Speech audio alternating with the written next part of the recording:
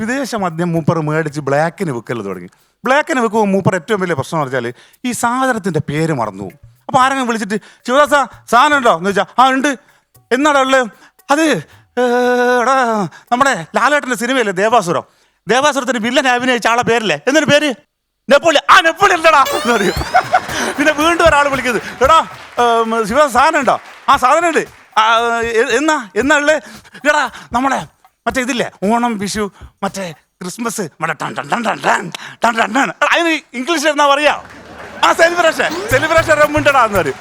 അങ്ങനെ കുറച്ച് കഴിഞ്ഞാൽ ആരോ ഒരാൾ വിളിച്ചു ചോദിച്ചു എടാ ഗൂഗിൾ പേ ഉണ്ടോ എന്ന് ചോദിച്ചു.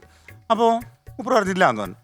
വൈകിട്ട് പിന്നെ ആരോ വിളിച്ച് ഗൂഗിൾ പേ ഉണ്ടോ എന്ന് ചോദിച്ചു. ഇല്ല എന്ന് പറഞ്ഞു. 2-3 നാൾ വിളിച്ചാൽ മൂപ്പർ നാട്ടിലെ ഷാജിനെ വിളിച്ചിട്ട് ചോദിച്ചു ഷാജി 2-3 നാൾ എന്നെ വിളിച്ചിട്ട് ഗൂഗിൾ പേ ഉണ്ടോ എന്നാണ് ചോദിക്കുന്നത്. എടാ അത് പുതിയ സാധനമായിരിക്കും എന്ന്. പിറ്റേന്ന് മൂപ്പർ ബീവറേജിൽ പോയിട്ട് ഗൂഗിൾ പേൻ്റെ 3 ഫുള്ള് എന്ന് പറഞ്ഞു.